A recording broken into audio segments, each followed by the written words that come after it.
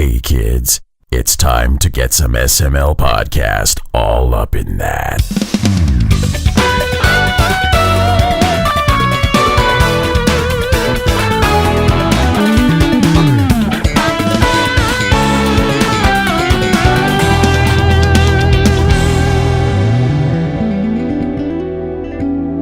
What's up, everyone? This is the SML podcast. I'm your host, Joe.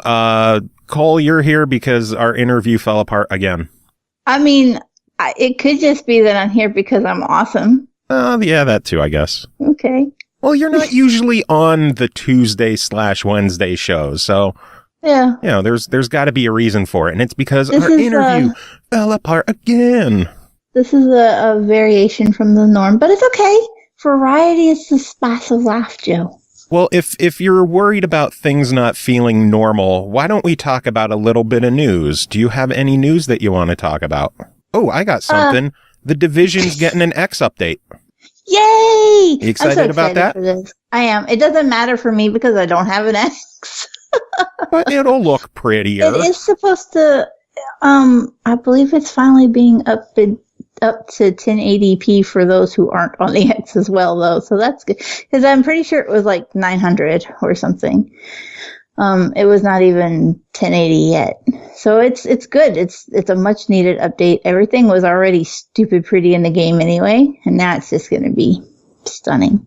If you've never like looked for screenshots for the Division, now's the time. After the 4K update, do it because you can get lost just in the way the game looks. I know you're huge into the Division. I should just make you play with me sometime to just go through the story. I do that all the time. I tell people, look, I need excuses to go back and play some more because I'm one of those few people. I have every fucking achievement for the DLC and all. I have completed this game 4 times over. God damn. I have I can't remember now if it's 2,400 or 2,700. Somewhere in that crazy mess, I have an obscene amount of hours. But I haven't even gone back to like, with the 1.8 update, they brought out the classified gear and shit like that. And I haven't even gone back to get the classified gear because I'm like, well, yeah, new gear's great and I'm excited for it, but I have literally done so much in the game. Like, it wouldn't progress me toward an achievement or anything, so. I have no idea what classified gear is in the game. Classified gear, when the game first came out, you could have a set of 4, not even when the game first came out. I think they introduced the gear around 1.4 or 1.5. But you could put together 4 pieces of gear, and the more gear you had in the same set, the more benefits it gave you. So say I run Reclaimer. So if I had 2 pieces of Reclaimer, I got like an increased radius on a med box. Or if you had a 4-piece, you could revive your teammates more quickly, things like that. And I can't even keep up because they change Reclaimer so much because people bitch about it a lot.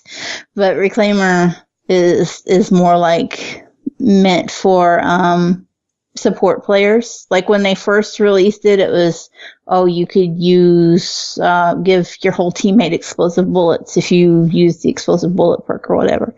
And they bitched about that because they were getting pummeled by people with Reclaimers. Now it's more for like health, and then they still bitch because I think I've had videos where I would just put down my med box and run in circles inside the med box and people couldn't kill me. And I would just run in circles and wait for my friend to get there because he would run a DPS build.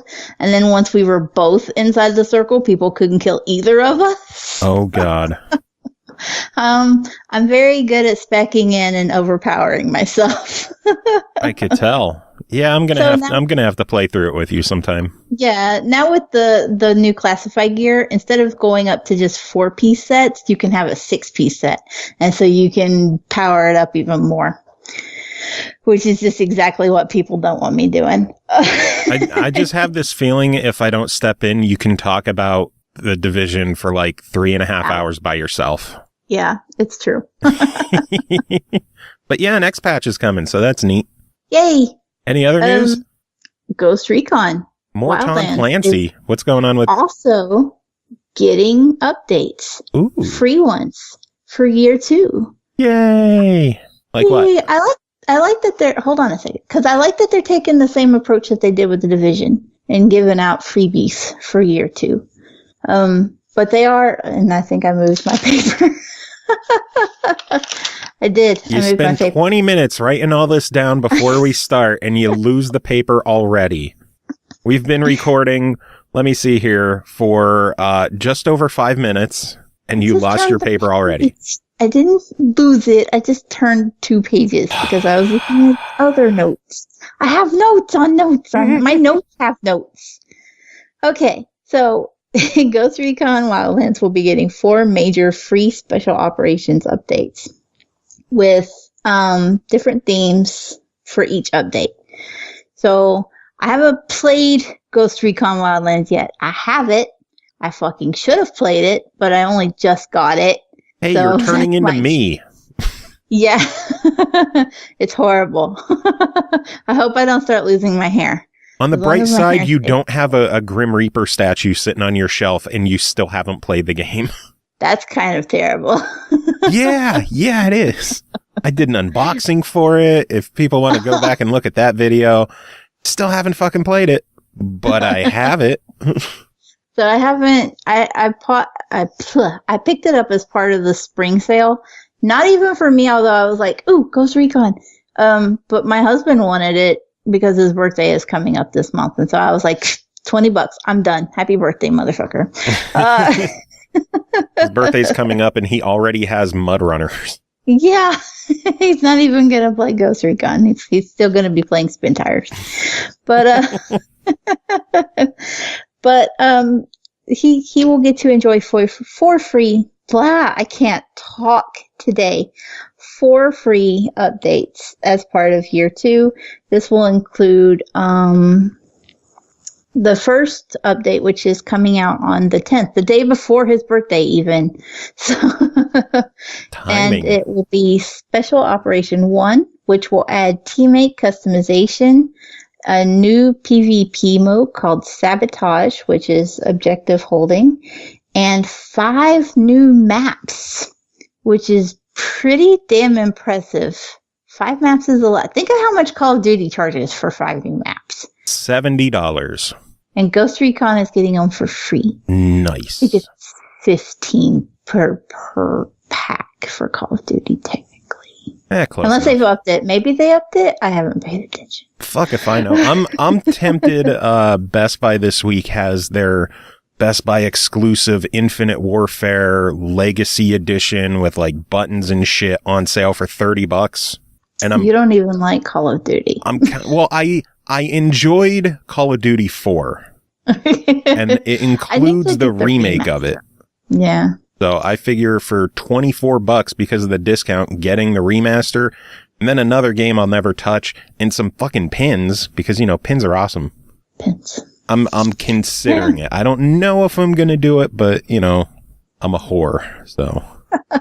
Speaking of spending your money, if the free update isn't enough for you, you can get a year 2 pass for Ghost Recon Wildlands, which will run $30 and will include all 6 of the Ghost War classes, including a week of early access and exclusive customization packs for your team customization, as well as 4 special ops battle crates and 4 Ghost War battle crates, which are Ghost Recon's loot boxes that we just learned about.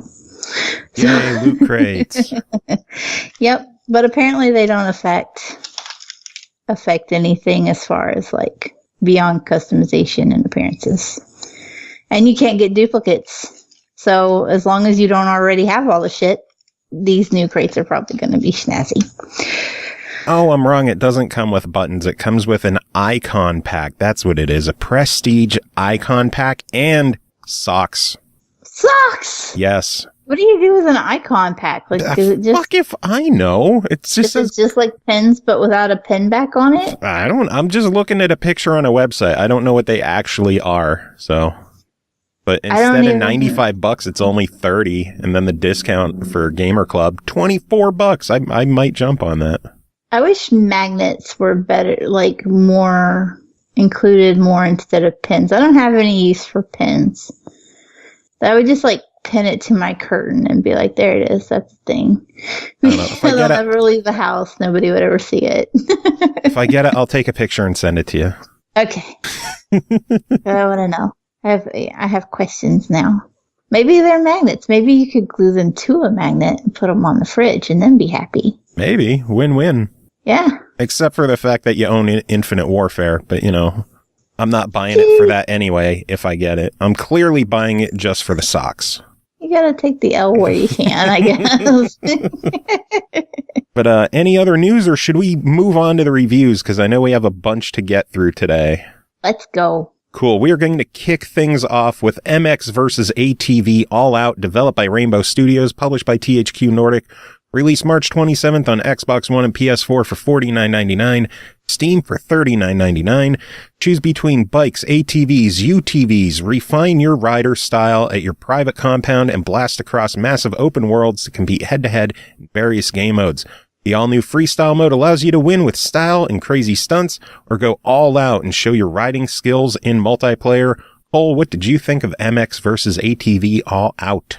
Holy shit, nobody told me that there could be this much in a racing game. Like, the more I'm flipping through it, the more I'm just like, why are there so many options? It's a racing game. Just put me on a track and let me go. There are so many different tracks and so many different ways to play that I was just blown away. I don't think there's enough time in the world to really go through all of this. Let's go with the Cliff Notes version then. That's basically what I have. But it does start you in a semi-open world. There's a unique little base, if you will, that you start with, and you have your little bike and your riders on it, and you can just zoom around this area to go to all the different training locations. You can choose the order to tackle the training. You can just not do it if you don't feel like you need it, but I'm an idiot when it comes to racing games. I needed it. So the training itself is actually very mundane. I think I could have handed it to the dog and he could have done it. It's just pull the trigger, go forward.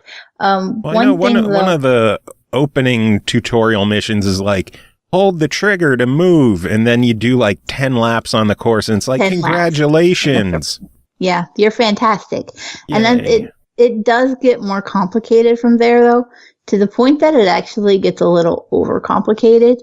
And that's kind of my biggest gripe, is that if it was just pull the trigger and go and stay that way with like lean left or lean right to balance yourself, I'd probably be a little better off. It tries to kind of flip over from the arcadey race style into a more simulated racing style. And that's where I'm just like thrown out the window. Because it gets into, you know, holding your clutch, and it starts talking about whip this and whoosh that. And I'm like, I don't even understand these terms. But the training is just like, hey, we told you what to do. Bye. Good luck. And you're just like, okay, well, rip. Once you're set loose from the training, you can stay in that compound and use that as like a continued practice mode. It's entirely free roam. You can just do flips or, you know, follow tracks or whatever you want to do to continue practicing. It's a good thing to do. And this is kind of where I let myself practice, and it was okay if I fucked up. I didn't have to go into a race and die horribly to get a grasp of the game's physics. Yeah, you could die horribly trying to get collectibles instead. Die horribly in the compound doing it. It was just there is the predefined track, and there are the jumps and stuff. So it was good for me to just fuck around in that compound a while. Once you've got the hang of the game, then you're going to want to press the start button. This is where it like deviates from an open world. You don't, you know, ride your bike anywhere to start a race or whatever. You just press start, and then you tab over to events, and it's like, okay, well, now what? I did bring up the whole customization thing, and I want to go back to that though, because this was where I was really impressed. Not to say that the character models or anything are like gorgeous, but there are a lot of options. Right down to, being able to choose, is it a male rider? Is it a female? What's the rider's name? You get to pick your jersey number and all of your gear. You get to choose what your bike looks like. You can choose between motorcycles, ATVs, and even UTVs, which are we call them utility vehicles. Apparently they're used for racing. I didn't know this. Everything could be used for racing. You can race on a milk crate if you're really determined, I suppose. But this, you have your options of going into the dealership and buying extra vehicles. You can't do it right away because you're too poor for that, but you can change your clothes and stuff from the start.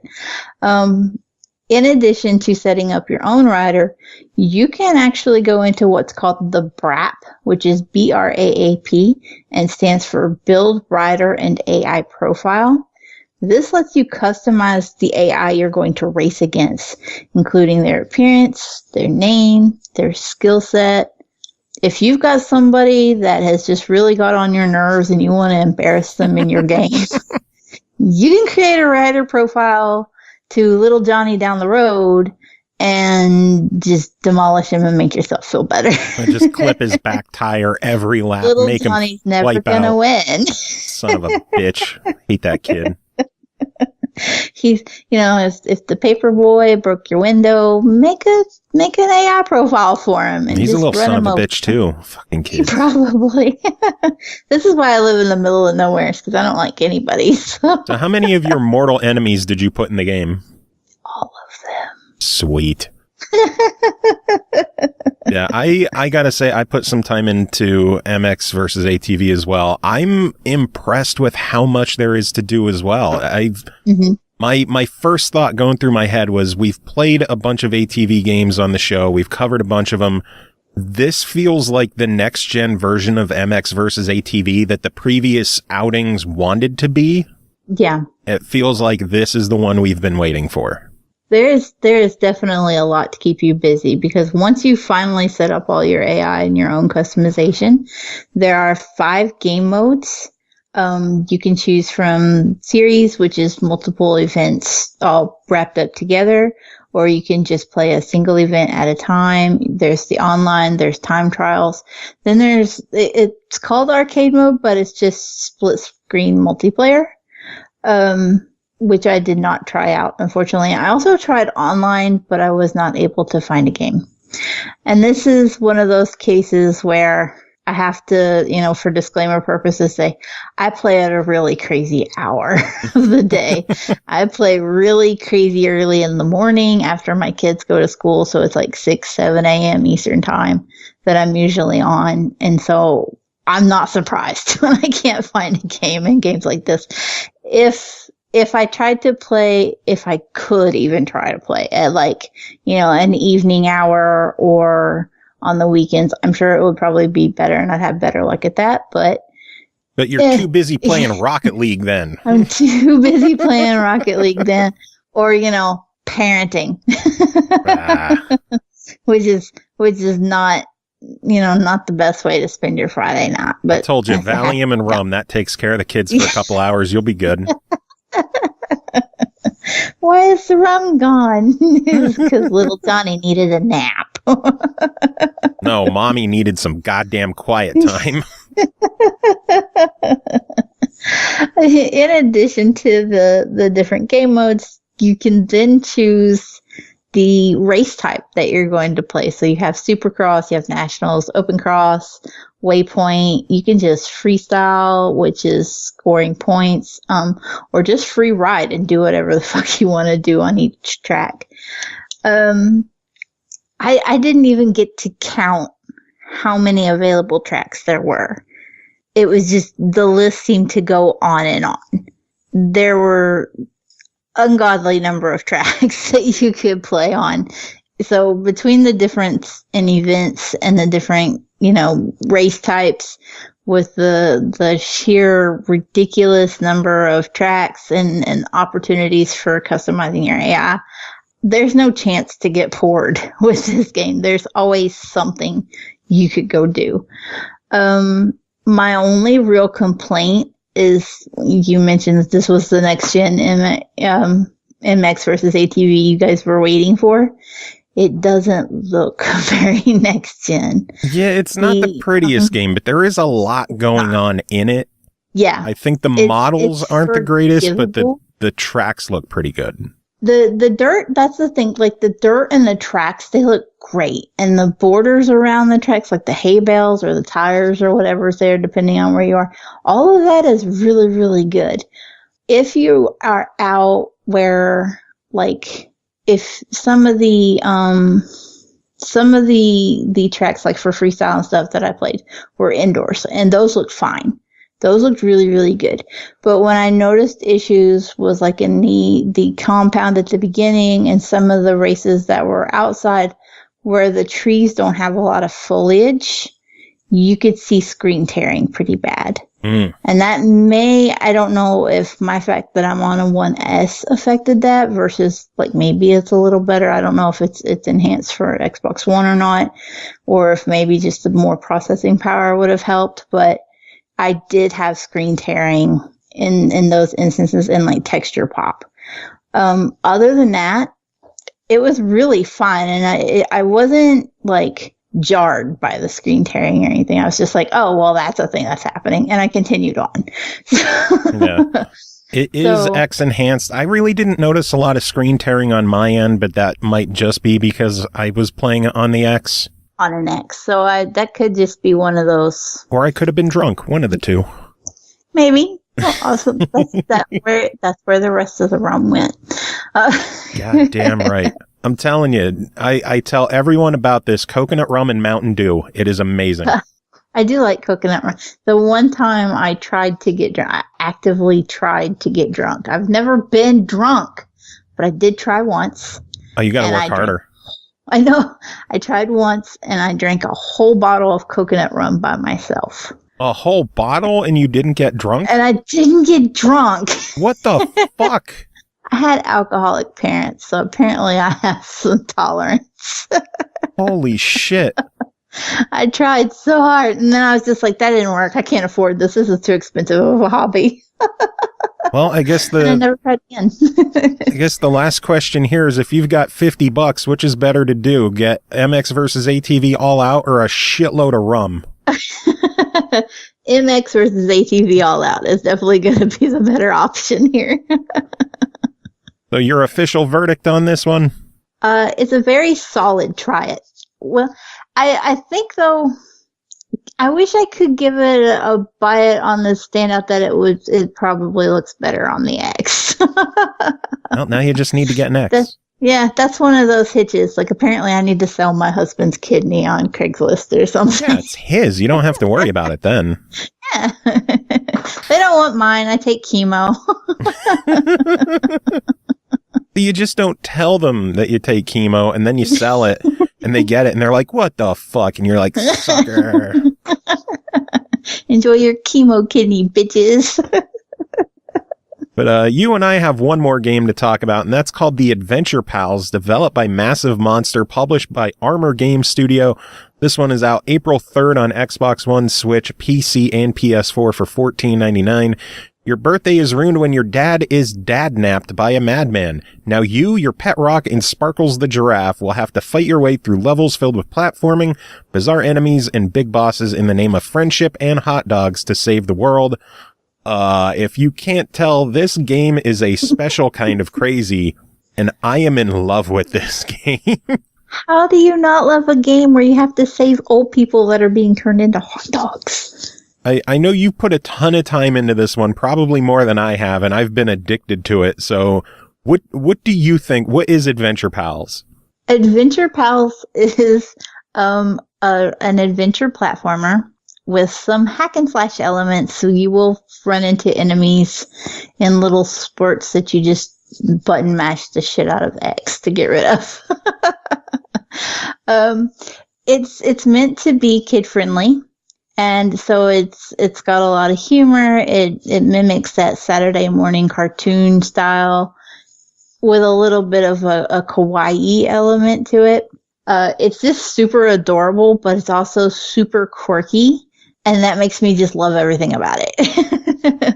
I've had so much fun with this game. I beat the campaign, and it's very rare for me to get to say when I do a review that I sat down and went back to Achievement Hunt, because I have so much other reviews to go do that normally I'm like, okay, I whizzed through the campaign, uninstalled, next, let's go.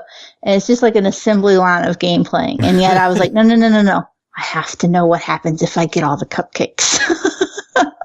Don't ruin it for me, because I'm about halfway through it and I've been diligently hunting down all the cupcakes in this game, as well as the sticker packs. You know, by the way, the cupcakes you feed to a fat ass cat who then shits out an egg filled with a hat. It's so good. Well, sometimes you get hats, but you also get costumes for your rock. Yeah. So my Mr. Rock is wearing a pizza costume for me. Same. I loved the pizza costume. And so yeah, it's literally just so quirky and weird that you just get lost in everything going on with that. Someone asked me what the game was like, and I told them if I didn't know who the developer was, I would have thought this was something from the Behemoth. The visual style, the humor, the music, everything just feels like a Behemoth game, but instead of having the more risque humor and the more violent content that some Behemoth games have, this is a lot more family oriented. And while it's crazy, it's not, you know, like, it doesn't have that tinge of obscenity with it. Yeah. Like when you kill an enemy, you don't lop their head off, stuff like that. No. They just kind of go poof. And that's that. There's not any blood or gore. It's definitely kid friendly. And that's one of the other things I liked about it, because I like platformers, but we've all heard me bitch about, I have rheumatoid arthritis and sometimes shit's hard to play. And that goes for platformers a lot. Like, I just get tired of the repetitive, you know, trying to maneuver through a world. This was easy enough that I could do it and play the game for a long time and move through quite a few worlds without having any problems, because I was just switching up what I was doing just frequently enough that I wasn't like straining my wrists or my fingers. And it was one of those where it was, you had to think about the puzzles a little, but it wasn't so much that you were just getting stressed out and trying to get through it. You were just play it and done. There's an achievement for completing one of the worlds in under 3 minutes. I hate anything speed running because it is not arthritis friendly, and I still did it in 2 minutes and 32 seconds. Nice. So I was just like, oh, I did it first try, and I was like, well, I think mine was 2:12, so suck it. That arthritis life, though. But I was surprised, because I was like, ugh, this speedrun achievement's going to take forever. I'm not going to be able to do it. And this is going to be what keeps me from the completion. No, that's not what's keeping me from the completion. I'll tell you what's keeping me from completion. I gave the whale the wrong underwear. What? And I don't know where to get the other underwear. How could you? I'm going to have to replay again just to get to the whale and find different underwear. Let's repeat that for the people who didn't get it. You gave the whale the wrong underwear. That's the game in a nutshell. Like, if it were up to me, I would just rave about this game for a solid 20 minutes if I could, but we ain't got time for that. So no. I didn't have any problems with it. Like, I don't have any gripes, any nitpicks, anything with this game. Do you have anything that you didn't like about it? I did have a couple of hitches. Primarily, when I first started the game, I was having a glitch where if I died, it would go to this very lovely screen. Yes, that has been patched and fixed. That was a known issue. Yeah, that was fixed. I did have it happen again after the patch, though. It happened with the final boss. Ooh. I died. Everything went white. I went back I had to crash the game, loaded it back up, went back into the battle with the final boss. And the first boss that the final boss is a multiple stage thing. And so I had beat the first part of it, and so there was like a check mark where I had done it, but not a crown where I had done it all. And I had to start all the way at the very beginning and work all the way back to the final boss again. Oh, and man. It only did it the one time, but it was the exact same glitch as from before, and I was just like, no! But, so hopefully, since they were aware it was a thing in the beginning, maybe they'll, already know a fix in the works and be able to patch it out later on. I wonder if that's something specific to the final boss, because I've died a handful of times, and I didn't run into any kind of crashes after the patch. I purposely died a few times, because A, I was testing out the patch, and B, there's an achievement for dying 9 times. So I purposely was just like flinging myself off of different cliffs in different levels to see if it had been patched, and it was fine up until I got to that boss. So it just, something went sideways at some point and it glitched again. But it was fixable. I was eventually able to beat it. My only other complaint, aside from that odd death glitch, is that some of the later levels, particularly when you're in what's called Crabtropolis, I think it is. Yeah, the fucking names. When you're in Crabtropolis, I had a couple of levels where I don't know if it was like a frame rate drop or something happened to make everything kind of move in slow motion. And it wasn't intended to be, because there would be little bursts where it would speed up and be okay. And then it would just, everything would move slow again. And this was, the enemies were moving slow, the traps, the puzzles, just everything was slow motion. It was so bad that I just skipped, like I was just trying to get through it so that I could review. And when I wanted to go back to get all the cupcakes and stuff, I just did it separately, and it was still like it. And I was just like, shit.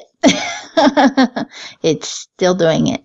But I don't know. I tried shutting down. I tried restarting the Xbox. I force closed the game. I saved and exited, and just, I could not get it. It was about 3 levels, and they weren't even all in the same world. Like, it would be in one part. Each world is broken down into the levels, and then each level is broken down into 5 sections. So it would be like one section of this world, one section of that world, but it was all in the Crabtropolis area. And there were about 3 of them in all that did it. No rhyme or reason to it. I don't know what happened, but it was just like, it decided to be cranky with me. But hopefully those will be addressed as well, yeah. Yeah, a little polish can go a long way, but I overall, I really enjoyed the game. I loved it. I loved that the stickers, I don't know if you've been paying attention to the stickers that you're earning, but some of them are throwbacks to other indie games, including some that I have reviewed for this very show, like Pinstripe. There's some Binding of Isaac references.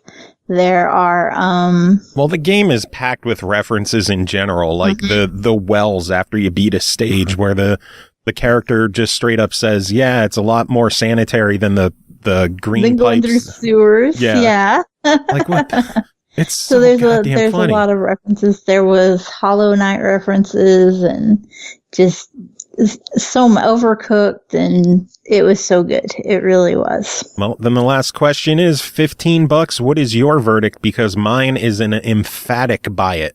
Yeah, this is a definite buy it. If you don't buy it, there's something wrong with you. You're missing out. You absolutely are. But yeah, that is it for you. I have a bunch of other people to talk with, so I'm going to let you get going and enjoy the rest of your day. Do you have any final thoughts to wrap it up? Buy the Adventure Pals and play it, but don't 1K it before me. All right, moving on. We are joined now by Pernell Vaughan. Pernell, how are you doing? I'm doing pretty good today. How about yourself? I'm doing all right. How's the weather been for you? Atrocious. Atrocious. Not as bad as some people's having. As you said earlier, you got the brunt of Stormtown. Oh, God. Whereas I woke up to... Am I on speaker? Yes, I can change that, though, if you want. I was like, you didn't say anything, so it must be okay. I'm going to do it. That's how I roll. Okay, speaker's convenient. Yeah. All right, fuck it. We'll just start over since we're only a second in. All right, moving on. I am being joined by Pernell Vaughan. Pernell, how are you doing? No, pretty good today. I'm all things considered, though. Weather is, of course, general ridiculous crap tard as it likes to be lately. That is a running theme with us when we do reviews together anymore, is the goddamn weather. I gotta know, did you guys get snow? We got no snow. Nothing. Not a drop. I'm still 4 fucking inches last night. The weather wants you to know it still got you by the balls. Yesterday, my windows were open. Last night, we got 4 inches of snow.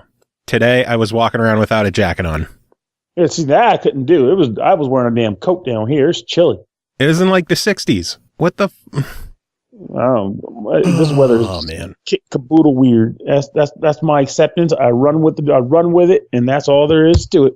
The weather doesn't know what it wants anymore. You want to know what's even worse? Is my wife sent me a picture that apparently they're calling for more snow on the 8th.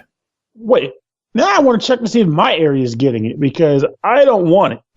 But if it happens, it happens. But I keep telling myself I want a little bit more, though, I will admit. There's always that small part of me that's like, I don't like the cold, but if it's going to be cold, I wouldn't mind a dusting on the ground. A dusting, mind you, not a storm, just a dust. It's aesthetically pleasing, but I don't want to shovel it. Yeah, because she sent me a picture of projected snowfall totals for our area. Now, again, by the time we're recording this is a week away from when it's supposed to happen on the 8th, but it's showing my area to get like 1.5 feet. Yeah, that's some poppycock. I mean, you do live up kind of I don't know. Are you still in a mountainous area, or was that the other area you were in? It's all kind of mountainous in this area, but even still, the fact that it's going to be early April with a potential 1.5 feet of snow. Now, I don't think it's going to happen, because how many times have we talked over the past month of like, oh, they're calling for 12 inches of snow. What'd you get? 2. They're calling for a bombocalypse, or whatever they call it nowadays. Bombogenesis. Snowpocalypse. It's like the most bizarre term ever, but I love it. Bombogenesis. Weather wish it could be that cool back in the day. What do we get? A dash of rain, storming outside. Now we're like, it's bombogenesis out here. So yeah, the SML weather report brought to you by, I don't know, M&M's, I guess. Brought to you by ridiculously long words.com. .com.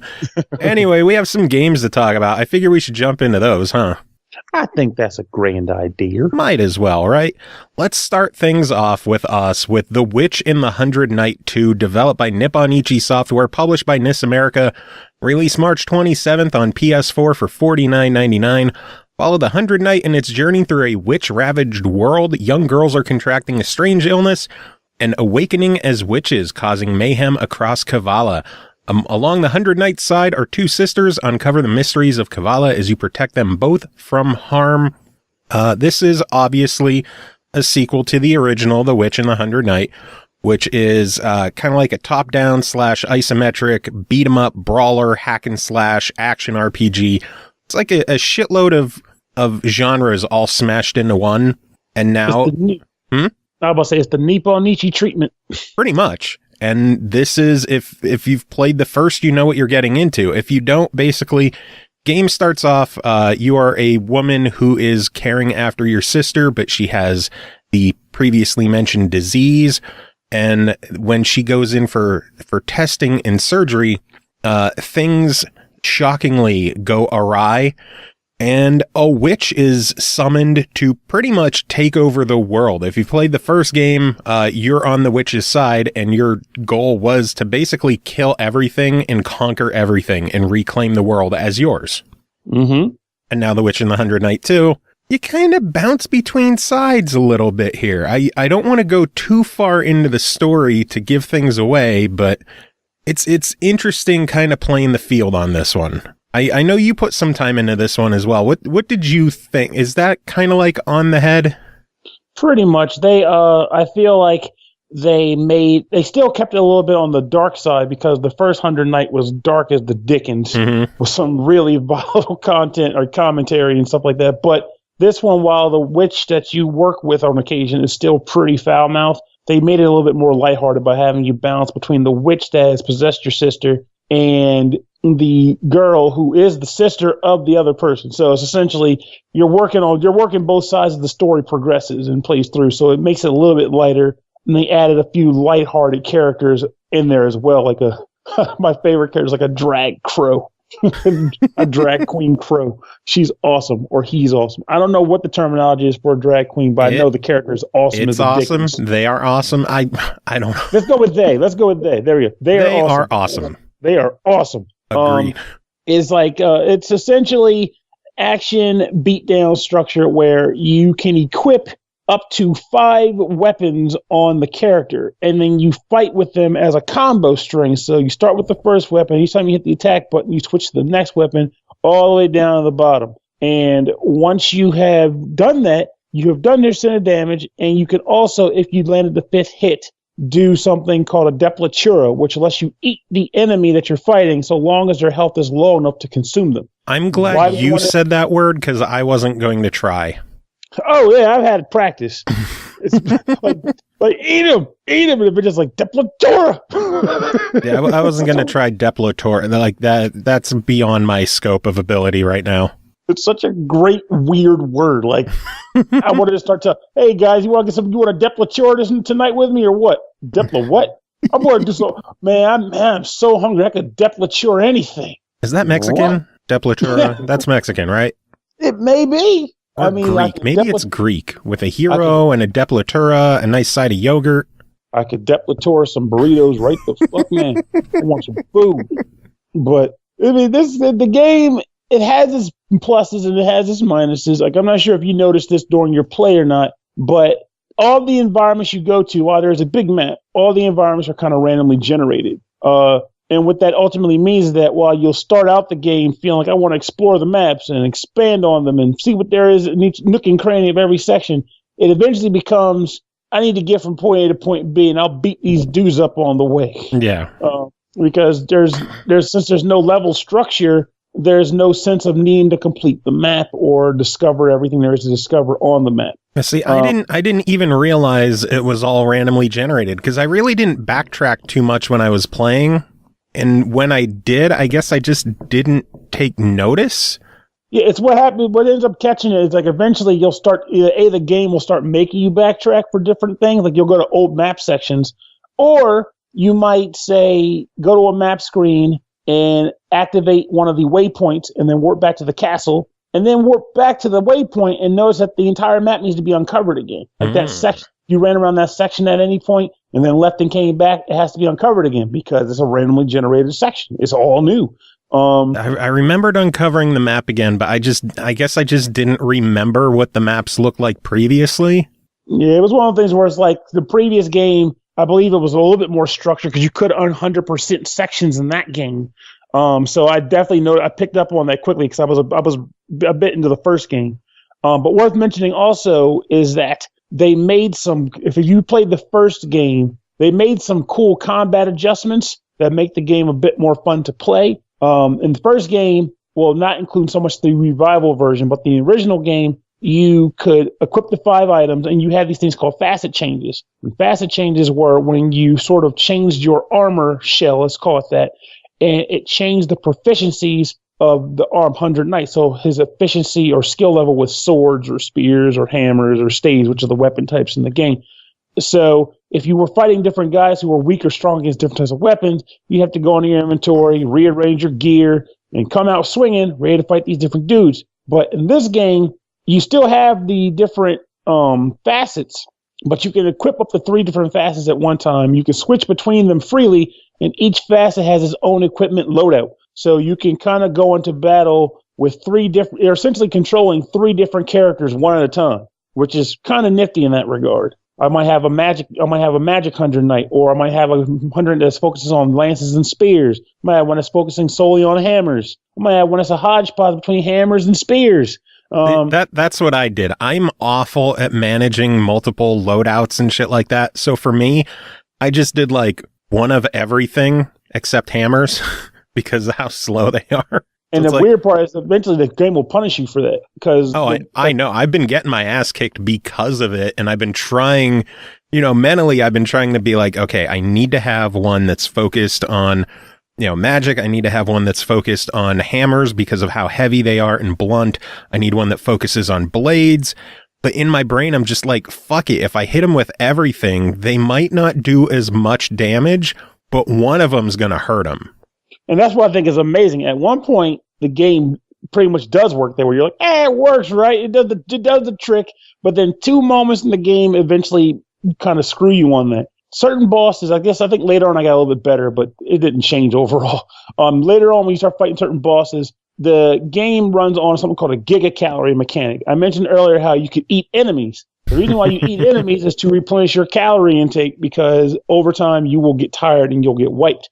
During map exploration, it's not so bad because there's a number of waypoints around, and if you get tired, you can just run past all the enemies and just eventually get to a waypoint. The reason why you ultimately have to fight is to get good equipment and to level up so you don't get your ass handed to you by bosses. But when you fight a boss, you're kind of stuck, you're sequestered to the room, you have to ultimately win the fight. The boss can pretty much make you work through your entire caloric intake before killing them if you're not smart about how you fight them. So you might have to have enough experience. You got to have the right weapons that they're weak against so you can do the maximum amount of damage you can do at any given time. And later on in the game, they introduce auras. Auras are when certain enemies can flip their weaknesses and strengths to different things and at different levels of strengthening. So you might have a guy who's slightly weak to blades. Then he'll activate his aura, which makes him slightly strong against blades. And then when you get him weaker, he'll triple down on it to the point where he nullifies blade damage. And you're kind of like, crap, all I'm using is blades. I can't win. So they do play with the system as it goes. It's just that in order to get to that stuff, including like the weapon enhancements and unlocking more facets, you have to get through the fact that areas are randomly generated. You'll spend a lot of time in the forested sections because I would say 50 to 70% of the map is forest. Maybe I hope you like trees. Yeah, I hope you like trees, exactly. And enemy variety, I will say it does pick up as you get further in, but for a lot of the game, you're fighting like the same 5 types of dudes, I'd say. Pumpkin men, frog people, golems, and the little bug dudes. The little bug dudes that need to hit with the hammer. But essentially, you're fighting like a lot of the same guys. And then like, I would say maybe 15 hours in the game, holy crap, there's a new zone. And there's some enemies here that are new. But mixed amongst those enemies are those guys from before, too. So you'll be at the end of the game still fighting golems. So just be ready for that. But I won't lie, there was something compelling about the game that kept me moving. Like, in most circumstances, if I was playing something like that, like where I'm like, man, the enemy variety is lacking, or all I keep seeing these goddamn trees, I probably would have put the game down and just walked away. But I honestly, and this is not because of the review, because I've reviewed games or talked about games to review where I just said, fuck it, it's not worth playing anymore. But in this case, I wanted to keep playing the game. I was having fun beating dudes up. I was having fun switching weapons. I was having fun using different facets with their different force skills and weapon sets that you can have. Oh, I forgot to mention, you get skills in this game, whereas the first game you didn't. So you get attack skills, 5 unique to each facet, 2 passive abilities per facet, and then tochkas, which are 6 unlockable totem skills that can be interchanged between all of the facets. So they give you a lot of combat variety. It ultimately ends up becoming a game where it's fun to bash dudes in. The story is surprisingly entertaining. Like, it's not going to turn your head or anything. I mean, and it's going funny. There's some funny stuff that goes on in that game. Yeah, like funnier than the first. That's for damn sure. It gets dark, but it retains some humor. I'll never get enough of like a evil cute anime witch calling people assholes. It's magical to me. Assholes and cows and shitheads. Surprised she's not blowing the C word around. She gets rowdy. She gets really rowdy. Well, it's still only T-rated, isn't it? If it's T-rated, I'd be shocked. I honestly think it's probably rated M, but I didn't look because it was digital. So, Now I want to look it up. What did you think of the inventory system in the game? Inventory is pretty cool, though I think it's hilarious that in the dialogue sequences, there's moments in the story where they're like, get in the bag or put it in the bag. It's like, it's not his bag, it's his stomach. Get in his stomach. Stop saying bag. There's no bag. But inventory consists of every time you find an item in the game, which you get from either breaking a chest open or beating certain dudes up, you have stomach inventory slots that you eat the item and it sits there. And until you exit the level exit the level by using a waypoint or beating the chapter, you don't have access to those items. They just sit in your stomach. If you get knocked out, you lose all your hit points, you lose some of the items in your stomach, a random amount of them. If you lose all of your hit points and you run out of calories, because reviving costs calories, you lose every item in your stomach and you have to start back from scratch, back at the base. If you beat a level, though, and you actually get to take all your items out of your stomach, they stay in your inventory and they can't be lost. So you win them forever. I do enjoy the fact, though, if you are running low on calories, you could just digest shit in your stomach. And you will for a bit. Like they're like there's like certain expendables that you can get where the purpose is just to sell them for money. You'll probably be eating those here and there until you get more adjusted to how you should ration out your calories. No. But it's honestly, I like the inventory system in the game. It does its job pretty well. And as you play through the game, you unlock stomach slots. So you eventually end up with like 60 something, and it works out pretty well. 64, I think, slots that you unlock. Yeah. But it's entertaining. It's good stuff. Before we get to a verdict, I do want to mention a weird issue that I had while playing the game. I didn't get to play it nearly as much as you, Pernell, because for some reason it would make my PS4 incredibly loud. It seemed like the fan was just running on max the entire time I played it. I think I even shared a video with you of when I quit the game. You could audibly hear the fan go from a loud roar just to completely silent. And it might be worth, if they're listening to this review, maybe even addressing it, because I think you were playing on a pro, and I was playing on a normie, and I didn't have the same fan problems, but it makes me wonder if maybe it's related to how the pro's built, that people playing it on the pro as a digital might be experiencing more, I don't know, issues with how the system runs it. I don't know. I'm not sure if it's like an optimization thing or just like, I don't know. I haven't really experienced it on other games. I will say today, took apart my PS4, used some compressed air, got some of the dust out. It was a little bit quieter, but it's still noticeably audible with the fan noise. I don't know if it's something with the game, or for all I know, my 7th PS4 could be going bad. Ugh. Which is entirely possible given my luck right now. But even with that, personally, I think Witch in the 100 Night is absolutely worth picking up. I'm giving it a buy. I really enjoyed it. What do you think?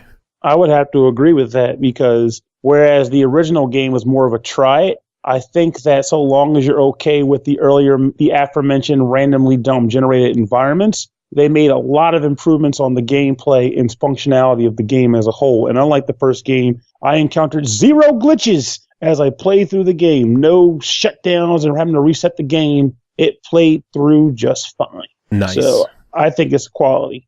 I know I will definitely be going back and playing it some more once I figure out why it's making my console so loud. Yay!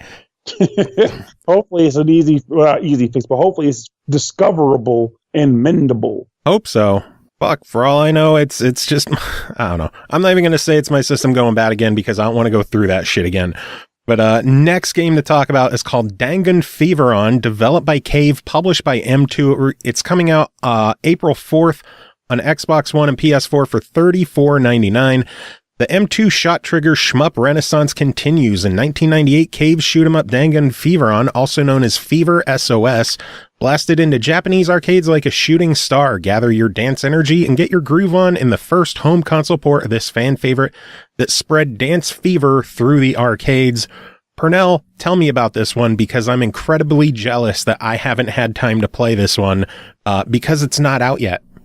I will say, in an odd sense, it's a fun game, but I was expecting more from the theme than I got. And what I mean by that is it is a cave shooter, like through and through. It's a cave bullet hell shooter. You can choose between 3 ships.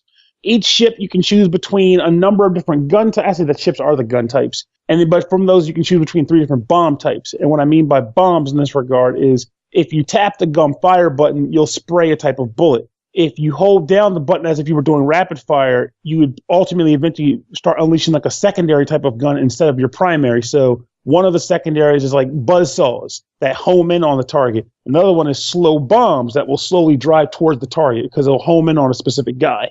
And I don't remember what the other one is because I didn't screw with that one because it was stupid. But that's pretty much how the gameplay works. The ships are traditional military-based ships. But where the theme comes in is in the music, which is all surprisingly like dancey and like clubbish. And whereas a lot of typical cave shooters will have the voice going like incoming enemy or danger, danger. In this game, it's a guy straight out of DDR. Like, watch out for the tank flow and some weird stuff.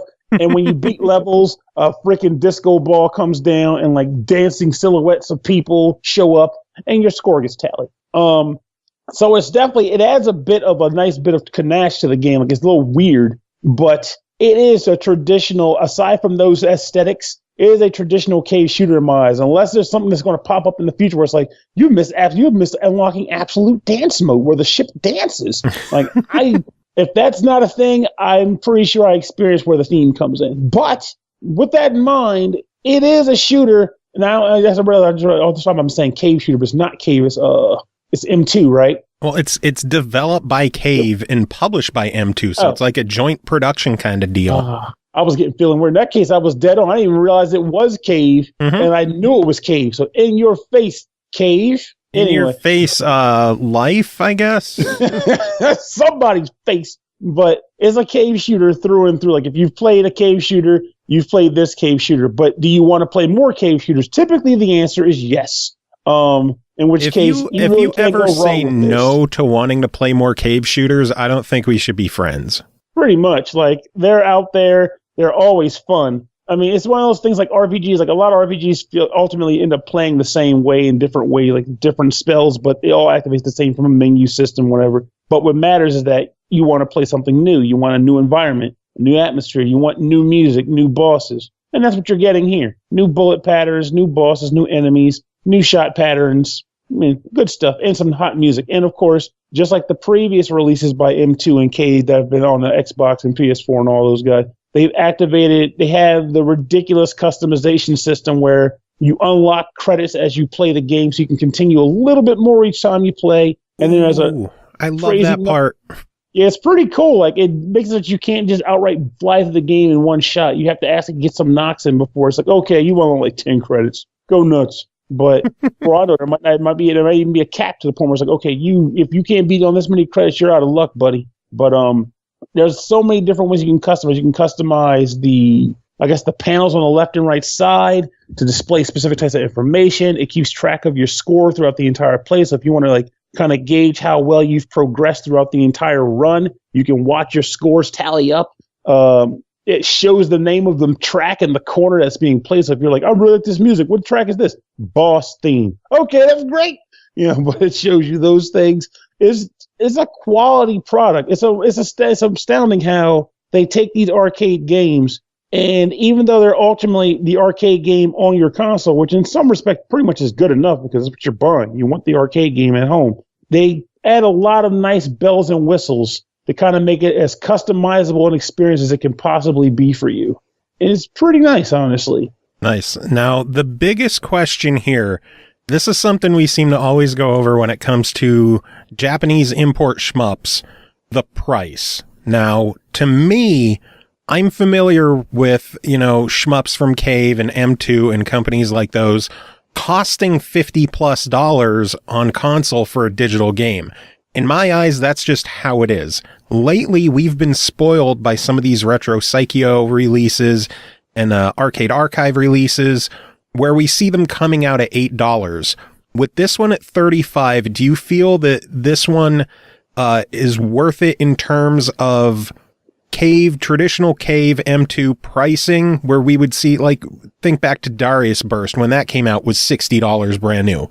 Well, I mean, not even just that. I can think of some other stuff that even for like Akai Katana and like Death Smiles, stuff like that. And even when the way they release, it's less about the price is more so about it's about the person buying the game, because I feel like when it comes to these games, they already are catering to a very specific type of audience. Like typically the person who's going to sit there and go, well, it's only got 5 stages and it's $35. I don't want it. They are probably not the audience that was being pursued in the first place here, because the idea behind cave shooters is you play for mastery. You buy the game, or you go to the arcade. If you're lucky enough to have a freaking Dangun Feveron near your home or whatever. But yeah, good luck on that. Exactly, right? You go to the arcade, you pop in your quarters, and you ultimately play for skill and being the best. Like you start out just trying to beat the freaking game, which is hard enough in this damn wrong right. 5 stages, you'll be dying a lot. But once you manage to pull that off, then it becomes a matter of perfection, choosing the right speed of the ship, choosing the right weapon load of the ship, and then going for one CCs, 1 clear credits, and just high scores as you do that. So it's more so a matter of if that's the kind of guy you are, and you like shooters where you're trying to become the man who can beat the game and then maybe even go back for those high scores, this is absolutely worth the money, because it's going to take you a while to perfect the game. It's going to take you a while to beat the damn game, even at 5 stages. Nice.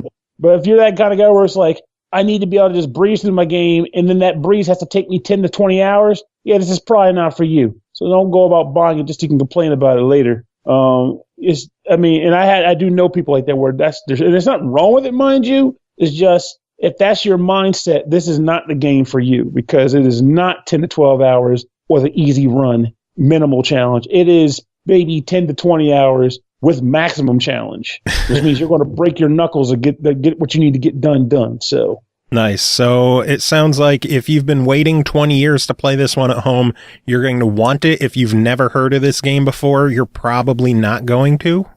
Pretty much. I mean, like I think about back when Death Smiles came out on 360, when that was back before cave shooters were getting much due in the States, outside of like maybe niche importers at arcades. And people were clamoring for more cave games to play. You heard about all these games they were releasing in Japan that we never had access to. It was like, I want to play more of that stuff. And then Death Smiles make me go, man, I need more of these my damn self. This game is amazing. Well, guess what? If you're that guy who was saying that back then, here they're giving them to you. Yeah, here's a bunch of the shit. You should buy them then. Yeah, I think it's a lot like that. Like those games are worth the money so long as you know what you're getting into and that's what you want to get into. Awesome. I cannot wait for that one to come out so I can play it myself. Because as we're recording this, it's not out and I want to fucking play it. When does it come out again? The 4th on Xbox One and PS4, $34.99. Ah, sweet. In that case, it'll be ready soon. So yeah, I was jealous of this one. But next game to talk about is, first off, I'm going to apologize in advance for all of the words I butcher with this one. Next game to talk about is called Hakuoki, Edo Blossoms, developed by Idea Factory and Design Factory, published by Idea Factory International, released March 13th on Steam for $29.99. Fighting along the Shinsugumi, the young Chizuru will romance the famous warriors of Japan's Bakumatsu period through a series of engaging stories and dramatic events. Find true love in the journey to Edo.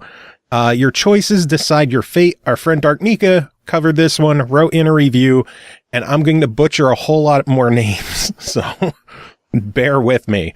Hakuoki Edo Blossoms is an adventure otame visual novel game. Is that the word otame? Yeah, or otame. Otame. Okay. Otame games are games made for girls, typically highly emotional and aimed at netting guys. Usually they're dating sims or visual novels, so yeah. This game is the second half of another game that was created in the past. That game was split in half when put on Steam. The first one, Kyoto wins, and the second one, Edo Blossoms. You don't need to play the first to enjoy this one, as each is fine as a standalone game, and there's a bit of story added to let you know generally what happened in the first game. You start your game choosing which guy you want out of a group of guys. There's 12 total, plus your own solo story. Each story is about 4 to 5 hours long. You play as Yukimura, a young girl who was looking for her father in the first game and immediately got caught by some monsters. You were saved by members of the Shinsengumi, and because you learned of the monsters, you're forced to stay with them since they're also looking for your father. The game revolves around you choosing a guy that you want to romance, then playing through their route. There's a few choices you can make through each chapter. Most characters have 4 with an extra, quote, final chapter if you make the good end choices. Final chapter is fairly small, cute epilogue for their romance. This is not necessarily a feel-good story. The time period this is set in is based on the end of the Shinsengumi's existence, the end of the samurai age.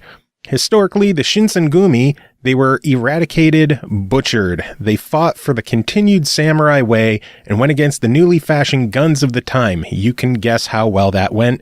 You don't bring a knife to a gunfight. Their end was the epitome of that saying. So yeah, the start of this one, you've already lost people from the end of the first game. The Shinsengumi's already falling apart, so while your story's cute and nice with the man you love, the world around you is just fucking crumbling down. Wow. This sounds brutal. The individual stories are really interesting. The stories are each rather short, but they pack a punch in the gut of emotion. I think every one of them I played has made me cry at least one time, if not two or three. However, that's kind of where the dissonance will be for people. Guys aren't usually interested in super emotionally packed stuff, let alone being a timid girl going after guys. I'm not sure how many guys will like this simply because it's an otome. Was that it? Otome? Yeah, I call it otome. If someone Otome. says otherwise, guess what? They taught us something. The emphasis on the third syllable. Otome. Otome. Otome. Oto maybe? Oto maybe. This is why I hate pronouncing things. I'm terrible at pronunciating. But anyway, it's made straight up for girls. It's all voice acted amazingly, I might add. Great thing about this stuff is it's all based off historical documents. These men, they existed. Their positions were real. Granted, obviously, every media that's based on this time period takes liberties with the characters and such. I mean, obviously, there weren't monsters back then. But they were all wooed by timid girls. Always. That's just how life is. You are wooed by young girls. Timid girls. Young, timid girls. Oh man, but their personalities and general look have been used in a plethora of media over the years, giving them very defined personalities and looks. This game sticks to that stuff, which gives each character a vastly different personality, which makes them feel even more like individuals. Story-based romances are mostly really well done. I think some of them aren't as good, but I'm also not a timid person by nature. Women were back then, so obviously I didn't relate to every story. Honestly, I think if you like visual novels, this is for you, even if you're not really into guys. I mean, I'm a lesbian and I liked it. This could also be a good one to get people into the genre if they like samurai stuff, since this is focused on the time period for a lot of samurai stuff. The only things I have to say against it really is that Yukimura is timid as fuck, which is how women were, so that's only a minor annoyance more than anything. The other is that some of the love options, most of them even, have been turned partly into monsters like vampires, so there's lots of pseudo-sexual blood play in the romances, which might be creepy to you. It was me a couple of times, but, you know, most of the time it's fine. So for $30, yeah, I think it's totally worth a buy. I'd say even get the first one if you're not sure. I think it adds to the overall story anyways. And it's funny because there's an Otome game that I actually own that I keep telling myself start playing and I never got around to it. But it's upstairs. Which one? Sweet Fuse. Have you ever heard of that one? No. Apparently, it was the one where you are the niece of Keiji Inafune. You are trapped in an amusement park that is set to explode by a terrorist pigman. What the fuck? The goal of the game is to find Keiji Inafune and save him into his theme park, and also find love, because that's what you do. That is amazing. It's like, I saw that game, I was like, I don't even care about the love shit.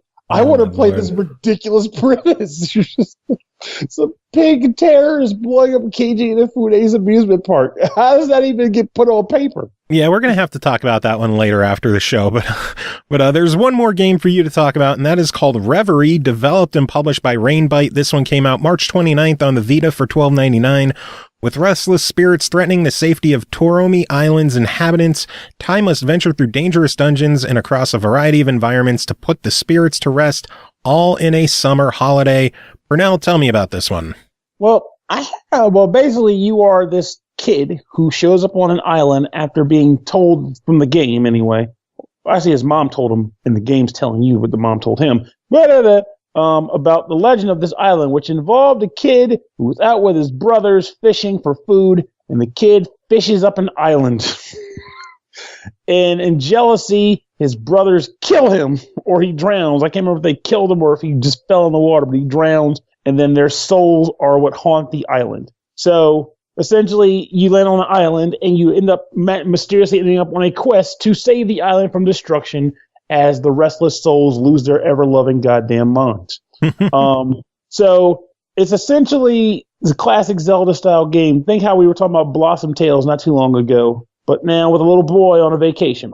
And I think it's kind of hilarious how you are this kid, but everybody and their mom has you doing work for them. Like there's a construction crew's like, yo, give us some food, we're hungry. And another one is like, get the rats out of our garden. I'm like, I'm only here on vacation. You don't even know me. I'm like 9. But you run around, you get like the traditional like gear that you would find like in a Zelda game. Like you can go into dungeons, which funny enough, the first dungeon is the basement of your grandparents' house. Like, go find me my book. And I'm like, oh, okay, there's a little small quest to go get my grandfather's picture book. And you go on a cell, it's like, here's a big dungeon. And the boss is a giant, this isn't spoiled in the damn trailer. The boss is a giant washing machine that is possessed by an evil spirit. It's a fun game to play. I honestly enjoyed it. There's even, side fun fact, there's also like a weird arcade shooter in the game, which is attributed to one of the collectible item in the game, which is feathers. You beat a high score, you get a feather. But the game is fun. It's traditional Zelda style. You go into a dungeon, solve some puzzles, get a dungeon item, use it to ultimately reach and beat a boss. But there are some issues that I did have with the game from a personal standpoint. And let's hear them. What kind of issues? Think like how we talked about Witch in the 100 Night, where I felt enemy variety was lacking. This game definitely has a weird lack of it. Like the majority of the game, even as far as I got, which is I'm pretty sure I'm near the end. I'm like pretty much going to the final boss now. You pretty much spend the majority of your time fighting weasels and rats of different colors and bumblebees. Every once in a while you'll see some birds. There's different varieties of bird and like a hopping statue you'll see. There's some weird guys in there which are pretty cool. But most of the enemies are like those first guys I mentioned, which is kind of annoying. But as the game progresses, I did start to kind of enjoy the dungeon puzzles. So to give you an example of something that I thought was going to be dumb but ended up working out pretty well, one of the later dungeons, you get a dungeon item. It is a rock with googly eyes. I'm not even making that up. It's just a googly eye pet rock. That is the dungeon item. I'm like, what the hell do I do with this stupid thing? It's just a pet rock. But it is used as a switch to press switches, and you can also smack it and send it across the map to do different things. Like you can say, okay, I need to ricochet off these walls to get in there like a hockey puck. And it pretty much sits there, eventually slows and stops, and you're like trying to space it up and land it on the switch to open a door to get through another section. So they take these components, and around the time you get that googly-eyed rock, the puzzles start to get pretty fun. Complicated, but not too complicated. Like you're not going to find yourself going, well, I can't play this anymore. I don't understand what I'm doing. But they're the satisfying to solve puzzles. Like, oh, I figured it out. This was kind of nice and fun to dabble with. So they're rewarding, but they're not brutal. Exactly. But it takes you have to get to that point. But the game itself is actually not even that long. So there's no slog to reach the sweet stuff. And I did enjoy exploring the island and talking to the different characters and things of that nature. And I did like the odd aspect of some of the imagination that went like a few of the dungeons that you come across. Like, don't go into this game looking for realism because you're not going to get it. Yeah. You're going to get a wacky game with a kid who's beating things with a yo-yo. Speaking of, the game has gotten a lot of early comparisons to Earthbound. What are your thoughts on that? The Earthbound comparisons only really go as far as the character artwork. If anything, I would say it's more like a cross between Star Tropics and Zelda. Because, I mean, like, you can't jump or anything, but I feel like some of the inventory items and the exploration makes me think of Star Tropics. But, of course, dungeon puzzles and dungeon items and dungeon boss keys makes me think of Zelda. So it makes you think. This is a game kind of modeled after Earthbound, Zelda, and Star Tropics. Why isn't it on the Switch, right? I do honestly wonder about that, though. There was like this weird inkling in me when I was playing the game. Was like, maybe it was like them going, you won't even bring me Mother 3. I'm just going to put this on the damn PS Vita. PS Vita needs some games, and you won't even give me Mother 3. Well, thankfully, the developer confirmed that it is coming to PS4 as well. And then after the PS4 release, they are going to look into Switch and possibly Xbox as well. So I think the more consoles, the merrier. I hate exclusives, and I'd love to see this on everything. Oh, I agree. Like, I'm one of those people where I feel like exclusives are what make people typically want to buy one console over another, but I feel like exclusives should generally, unless there's some kind of money being handed to help pay for development, exclusives should stick to first and second parties. Third parties should be like, hey, I'm going to get it to whoever I can get it to. Like, you heard about, I'm not sure you heard about that. Remember we did review Blossom Tales. I think I did the PC and you did the Switch version of it. Apparently, the release of the game on the Switch literally saved the company. Did you hear about that? Yeah. Yeah, I was really shocked. I was like, holy crap. Because the company outright said, the sales of this game on the Switch have allowed us to stay in business. Like, I did not expect to see something that specific, but I was like, geez, if that's not a sign to say put your crap on where you can get it, I don't know what is. Damn. Yeah, everything seems to do better on the Switch anymore, it seems. I understand. I partly understand why, though. I mean, the system itself is very convenient. I consider it the convenience console. Like, when PlayStation tried to do the whole, we can link the Vita and the PS4 together, and people were trying to claim it was convenient. Like, that shit's not convenient. You got to leave the PlayStation on at all times, or like on rest mode or whatever the hell you got to do, and then network connect to the PS4 to remote play to your Vita. That shit's not convenient. That's a pain in the ass. Whereas the Switch is, I want to go portable. I'm just going to pick it up. The Switch is what they wanted the Vita to be, which hopefully that will be a good sign for this game hitting the Switch. But I will say I'm thrilled to see the Vita getting something new. It's too long since Vita gets stuff anymore. So I agree. Like, it's the thing where, for as much as people like to love on the PSVR or whatever, it's why I won't buy the PSVR, because the Vita was my thing and it got kind of dropped. So it feels like anytime a third party's like, you know what, this system can't die yet, we want to put a game on it.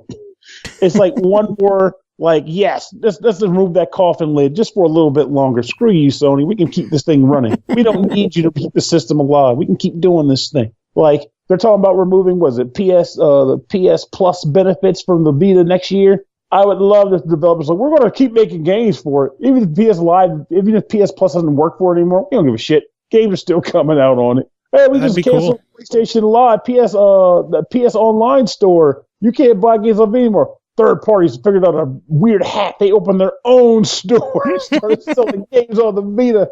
It's like the indie darling, compared to like. They're not shutting the store down next year. You're just not going to get free games and Plus anymore for the Vita.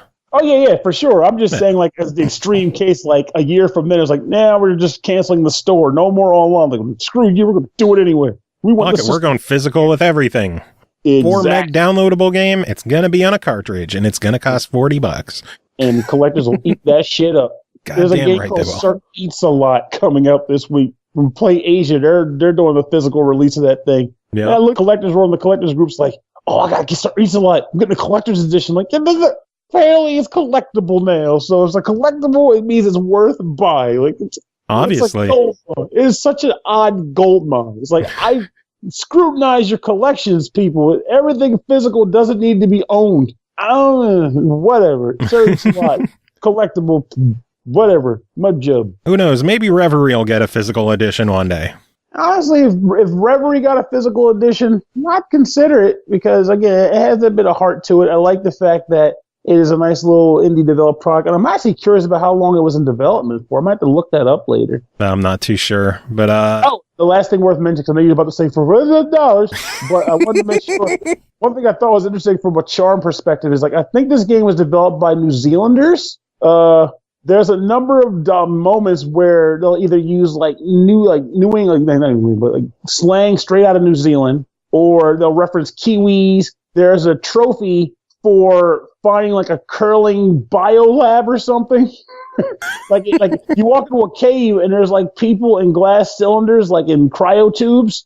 And there's no real indication that this is related to like superhuman curling athletes, but the achievement's related to finding the biolab for curling. Like, this shit.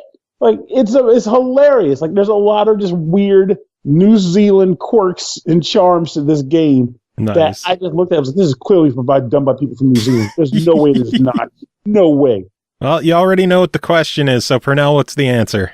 If you're looking for some Zelda time and you're okay with it being not on the hyper long side, I think it's worth the money. It's fun. Cool. I want to get this myself. I really, really, really hope this hits more platforms because I don't know. I just exclusives. I don't like exclusives. They got to stop. Show up other places, elsewhere. Two words different. I can't talk. Whatever. Pernell, always good having you on chat about this stuff. If you can port it, they may come. If you port it, they will come. Pernell, do you have any final thoughts to wrap it all up? Go to hell, Winter. All right, next game to talk about is called RBI Baseball 18, developed and published by Major League Baseball Advanced Media. Released March 20th on Xbox One and PS4 for $29.99. iOS March 27th for $6.99. Coming soon to Switch and Android. Checking this one out. Jacob Garner, how you doing? I'm doing okay. How about yourself? Doing all right. I would give a synopsis, but, it's baseball. Yeah, there's really not much of a plot with this game. It's like baseball. You hit a ball with a stick, and then you run around some bases before the other people tag you out. Well, I guess I could give a little quick rundown. As developed by MLB for the first time, RBI Baseball 18 delivers an all-new franchise mode, home run derby mode, detailed player models, animations, high-fidelity MLB ballparks, dynamic camera angles, stunning UI presentation. MLB 18, what else is here? It's showing off at the GDC, so that's kind of old info. Basically, it's this year's baseball game. That's not the show, right? With updated rosters, which update fairly frequently. It might actually be by the day. It might. I've seen it update like 4 times on me already. By the way, this release March 20th, we do want to explain that the reason you are only just now hearing this review is first we were asked to hold off due to issues with the Xbox One X version of the game. And then when we were about to record it a couple of days ago, Jacob, you told me that you ran into near constant problems with it. Yeah, pretty like much. That. And I really didn't believe it because I've played the previous years and I didn't really see any of the issues you were talking about. And after playing it, I was like, holy shit, what happened to this game? And then just today, Monday night, Sunday when we're... No, it was Friday night. Was it Friday night or whatever the first day of Major League Baseball's opening season is, which is it was either Thursday or Friday. They released the patch that day, and it was like a huge 700 meg patch to everything. And if you go down the list, it's updated this, fixed this, The thing is, if that was on Thursday or Friday, whatever it was, I played it on Saturday and I was still running into those issues. So I believe another patch was issued within the past day or so, which completely fixed nearly all of the major issues that we saw with the game. Broken menus, broken tutorials, shit like that. Yeah, I would agree with that. I mean, most of my issues, and I say most of my issues, have been resolved with this patch. Yeah, well, start at the top. I was really pleased with how it plays today because I got to play it for a few more hours, and I'd actually say it's a completely different game. It's like night and day. Yeah. And I told you that earlier today. I'm like, listen, you need to try RBI again before we record the review, because another patch came out and it fixed nearly all of the massive issues and bugs and problems that we ran into. But let's start at the top. What is RBI? Tell us about it. Well, RBI's runs batted in. Okay, Dick, listen. What did you think of RBI Baseball 18? Tell us about your time with it. Dick. My thing is that I don't exactly have the most a lot of qualifications to go on with sports games. I'm not particularly big on them, but I'm a big fan of baseball, have been since I was a kid. So when Joe approached me for the Xbox One and iOS versions, I'm like, all right, yeah, I'll give it a shot.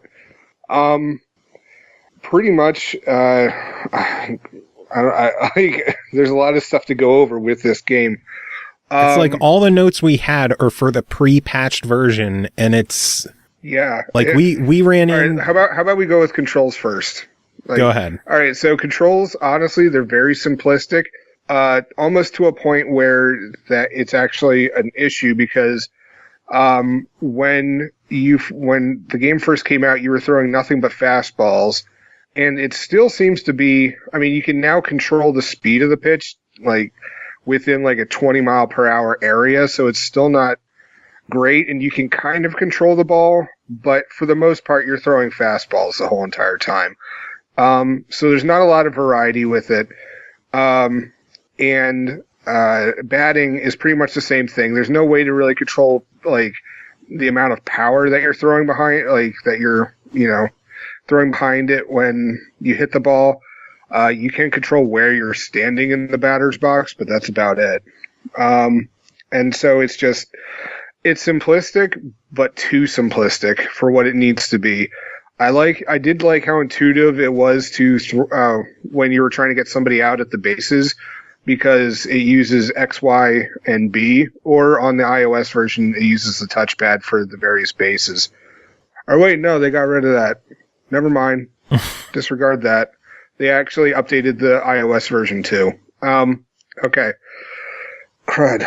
We're going to have to discuss both versions separately. All right. Yeah. Well, so, let's stick with console first. Okay, console first. I do want to rebut your thoughts on the pitching. I didn't really have a problem trying to throw slight curves and stuff like that. It's obviously, well, today I didn't either. Yeah. But it's still not, it doesn't really seem to be much of a difference. It doesn't have a ton of pitch variety. There is slight variety. It does give you minor control over the left and right movement of it. It doesn't give you a lot of time to really mess with it, but you are able to throw some decent curves if you try. I was throwing some good ones, starting off as a ball. It comes right in at the strike at the last second. So it is possible to throw some decent curves there. Right. But going back with hitting, it almost seemed at random. I don't know, maybe I just need a bigger TV, but there was no almost tells with the game, it's okay, this is when you should swing. And so it's just oh, well, it's too early, it's too late. Nothing ever seemed to be, you would swing and hope for the best. And then you couldn't really just there's no way to control where it's going to land, but it's just, before the patch, or patches, it was just I wasn't getting anywhere. And today I've finally actually been able to hit home runs, doubles, triples, stuff like that. So nice. Yeah, it's been a major improvement. I in that regard. We could say whatever we want with reviewing this game, but I think people are going to have their minds made up. I know the past couple of years, the biggest gripe is, oh, this isn't the show, when it's not trying to be the show. This has always been intended to be a more casual pick up and play, not very complicated, just pick up and enjoy some baseball. It's supposed to bring you back to the NES days. And my biggest takeaway over the past 2 weeks with this game is they give a fuck. They've been working their asses off, patching this, making it better, improving it in whatever ways they can. It's still not the show. It's still not trying to be the show, but I'm impressed with how hard they've been working on improving this game this year. Yeah. I'll give it that. I mean, this is the first entry into the series that I've had to play. But going back to the pick up and play thing, that's still an issue for me because the tutorials are they're way too simplistic, even after the patch, where the tutorials actually work now. Oh God, yeah. Pre-patch, you could not finish the tutorials. There was just something broken. Yeah. But again, it's been fixed. Well, the other thing is that in the tutorials, it would say you had done something and you wouldn't have. This time it's now fixed, so that's good. But the thing is that it's just, you start up an exhibition game and it throws you the tutorials very briefly and then you're expected to just go off and play. I would like something that's more along the lines of it's just a complete practice mode where you can just sit there and you can just, whack baseballs all day, or you can just keep throwing pitches until you feel like you've gotten it right. I'm guessing the hit pitches all day, that's home run derby mode. To a degree, yeah. But it's still not. I mean, because the home run derby thing is some guy lobbing, underhands to you, and you just hit him as far as you can. Yeah, it's home run derby. That's what it's supposed to be. Well, right, but that's not. I know. I was making a joke, asshole. You know what? I hate you, Joe. You're terrible. You're fired. Good. Now I'll just go back and play South Park. Oh, man. I appreciate the fact that they're trying with the new franchise mode that lets you play up to 10 years of the game, of seasons, if you want. And if you are that insane... That's a lot of dedication. It is. It's pretty... I mean, that's good that they're throwing it in, because, I mean, that is a pretty standard feature for sports games. Although, see, I know a lot of sports games have like season modes and stuff like that, but to have a 10-year franchise, I'm kind of impressed with that. And the fact that players will actually age and deteriorate over those 10 years, I think is neat. Well, yeah. I mean, I don't know. I just wish that there was more variety to that, because I mean, it's just like you're either doing franchise, home run derby, or you're doing an exhibition game. There's no like, you know, I don't know. You're either playing baseball or playing baseball? No, but like there's no variety. Like there's not like a lot of variety of the game modes. Like you're either stuck in your 10-year franchise or you're playing a one-off. And also, speaking of playing the one-off, one of the things that annoys me is that you can't save your exhibition games. So if you're in the 6th inning and you have to go off and do something, well, it sucks to be you. You know. Press pause, turn your TV off. Yeah, what if I had to go off and do something else on my Xbox? I don't know, buy a second Xbox. You know how long it took me to get this Xbox? I'm half delirious right now. Deal with it.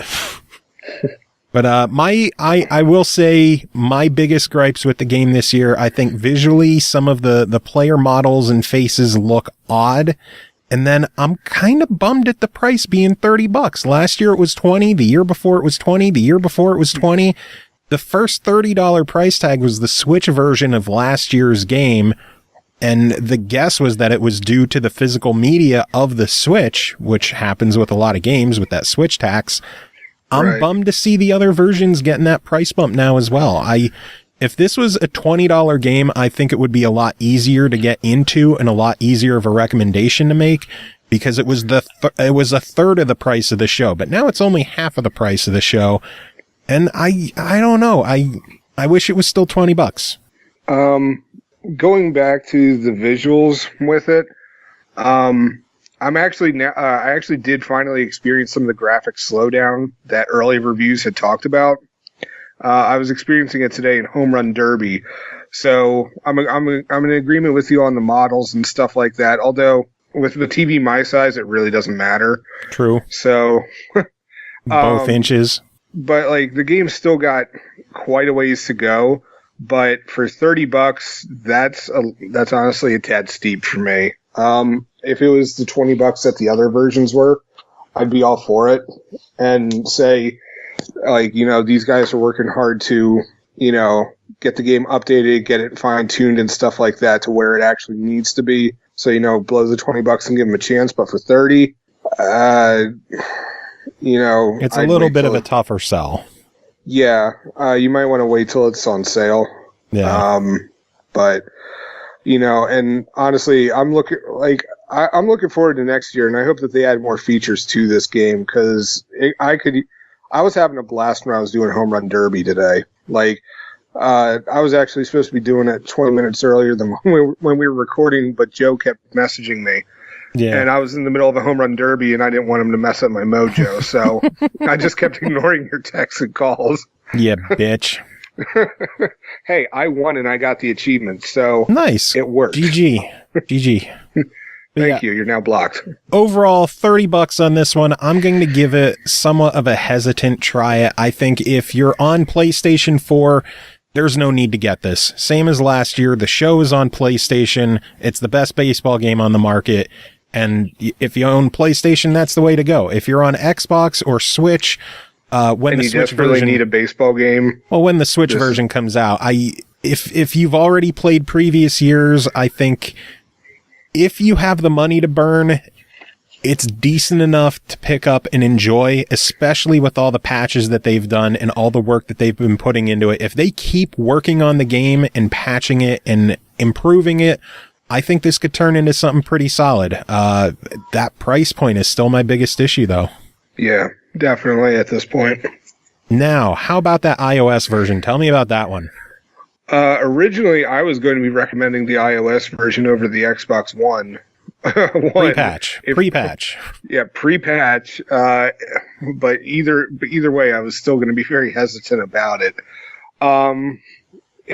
It also has received a patch, and it has been updated quite a bit. I actually had to I had to toss a few games off my iPhone just so I can make more room for it. Oh, wow. Yeah. So it pretty much plays like the other one. That's like you have Exhibition. Actually, it doesn't quite play it because all you have is Exhibition and Franchise. That's it. They've turned Home Run Derby into some sort of free-to-play separate game. Yeah. Which had a lot of people complaining because Home Run Derby was apparently the most fun thing to do, but then, everyone's wondering why it wasn't included. Including myself on that one. But that's neither here nor there, and I can review that another day. So everything's done with touch controls because, of course, Game Vice, God forbid, any game now should ever use it. Now that I have the thing. But you use touch controls to, hit the ball, pitch it, all that kind of stuff. I really wasn't having that much more success today than I was previously in terms of pitching control. Batting, I seem to have, I don't want to say less luck on the updated Xbox One version, but it's still, if that one seems to be even more of a crapshoot, whether I'm going to strike or whether I'm going to hit anything. I think due to the size of the screen, you're just pretty much swinging and hoping for the best. The controls are fairly intuitive though, but unfortunately you now can't control which base you're going to throw to. I think the game expects you to touch the screen as to which base you're theoretically throwing to. Maybe. Yeah, it's just, I don't know. I've had no time with the iOS version myself, so I can't really chime in on this one. Yeah, it's okay. It's, I don't know. I'd say that the Xbox One version is far superior to this. And, I mean, if you really need that baseball experience on the go, I guess you could get this. But at the same time, you can't save your exhibition games or you're stuck in franchise mode. And it doesn't include the Home Run Derby, so you have to download that separately. No. Graphics are decent for an iOS game, but it's still nothing to get excited about. And I believe that they upped the price this year too, because I think it's $8. It's either $7 or $8 this year, and I think it was $6.99. Yeah, and I think it was $4 or $5 for the previous versions. Yeah, I guess it's just the increasing cost of game development.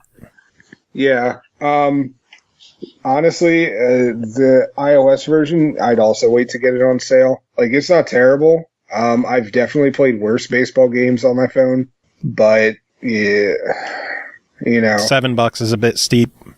It feels like it. On the plus side, they do update the rosters just like the console version, so you got that going for it. But the fact that it doesn't include Home Run Derby and Home Run Derby has become a free-to-play thing, that you can pay to get bonuses and stuff like that for it. I don't know. Would have been good to see traditional Home Run Derby just included with the version you paid $7 for. Right. That's one of those things. I'm a bit miffed that they didn't do it.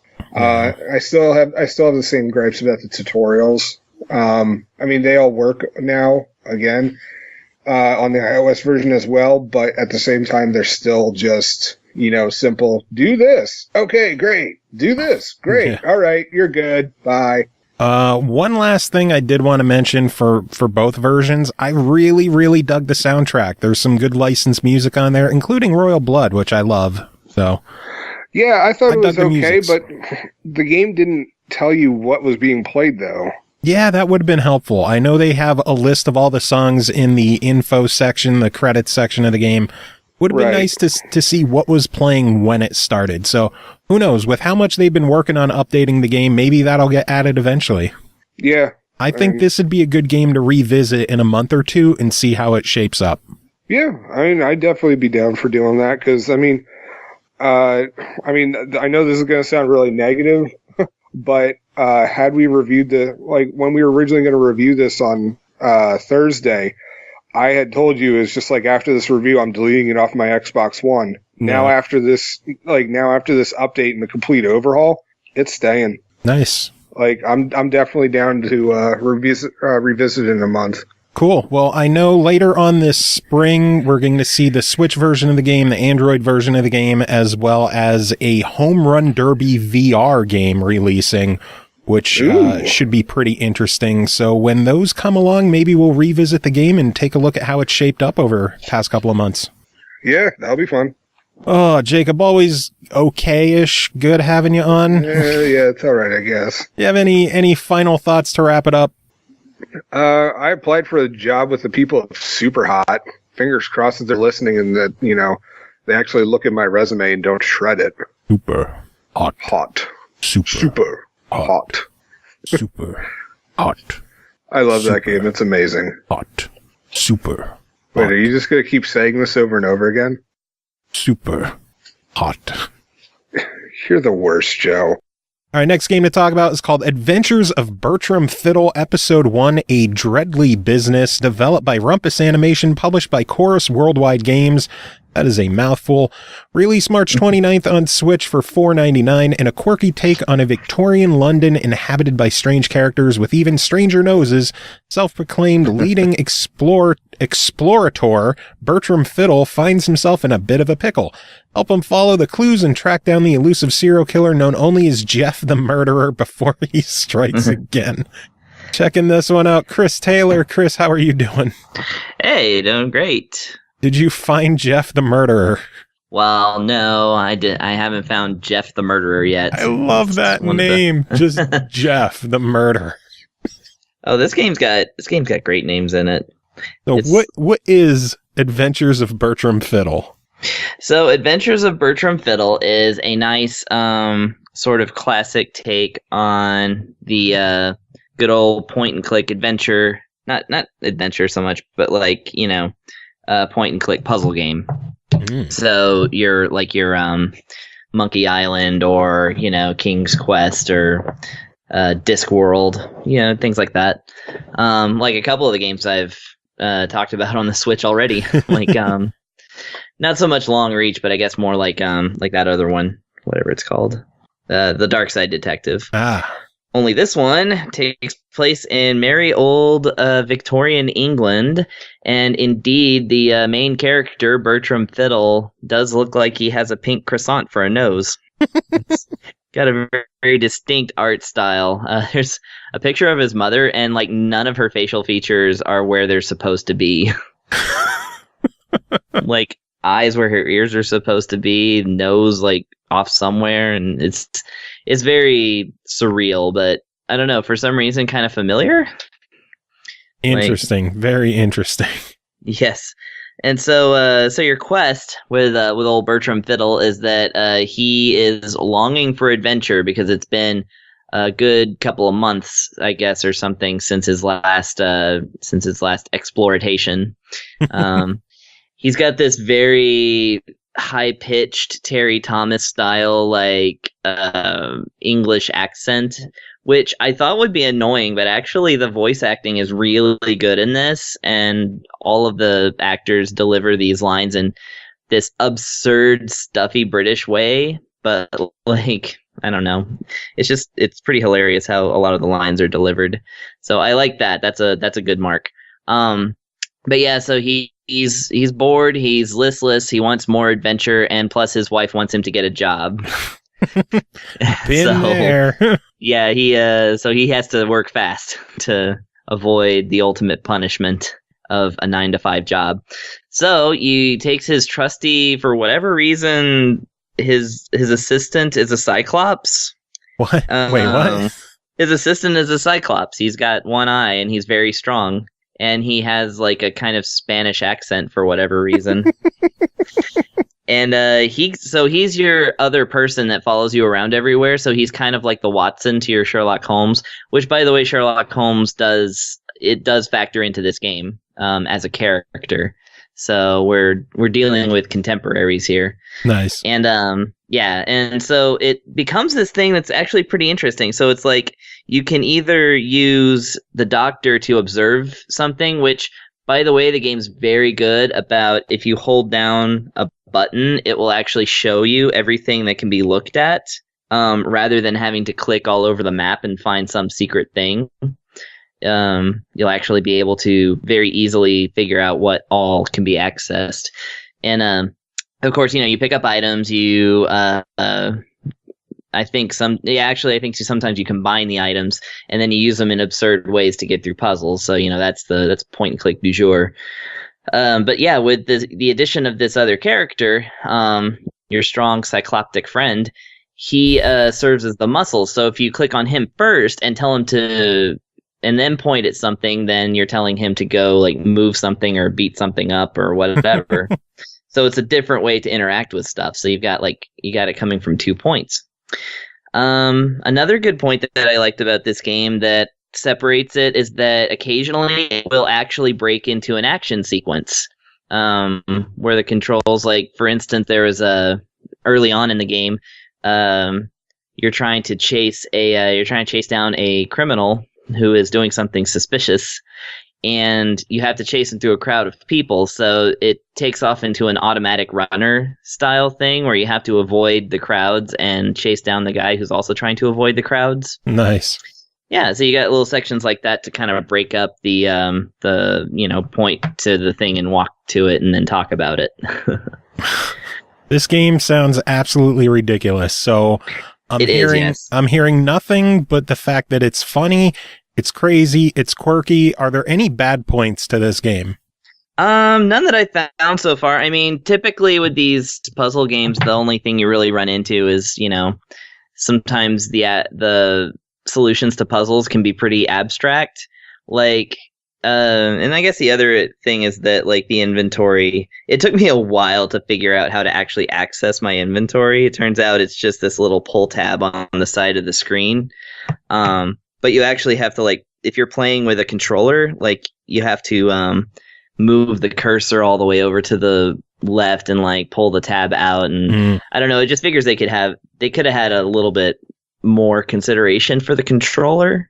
But that's really, this game, I think, at the end of the day, is meant to be played on the touchscreen because it really excels that way. Cool. Well, overall, for $5 on episode 1, what do you think of this?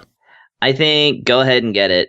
Support it so that episode 2 comes out, because obviously we're going to want to see this whole thing. Very true. And solely based on your description and the fact that there's croissant nose and Cyclops buddy and action scenes, I already bought it during your talking. Huzzah! Yeah. So. I think you'll really enjoy it. This is the kind of absurd, cartoony game that I think the Switch excels in. Like, kind of reminds me a little bit of Stick It to the Man, even though it's a different interface. It's just that this one is more Englishy, and I just really love uptight English humor, especially like Victorian stuff. Everybody kind of looks a little dead. Yeah. And stuff like that. Yeah, this one looks good. I can't wait for more episodes, but we have one final game to talk about tonight, and that is called Bridge Constructor Stunts, developed by Clockstone Software, published by Head Up Games. This one came out March 27th on the PS4 for $9.99. Stuntman and engineer in one? No problem with Bridge Constructor Stunts. Build imposing ramps and loops to reach your goal in the diverse stages, but building structures alone isn't enough this time. You sit behind the wheel of the vehicles yourself and have to maneuver them skillfully to the goal. Chris, what did you think of Bridge Constructor Stunts? Well, it definitely served as kind of a throwback to when I first started doing reviews for this show. Because I think Bridge Constructor, Extreme or something, or was it some other kind of like one of the Bridge Constructor games is one of the first games I actually reviewed here. It was probably the original then, because I believe there's 3 Bridge Constructor games. There's Bridge Constructor Stunts, and then Bridge Constructor Portal. Yeah, it's the regular one.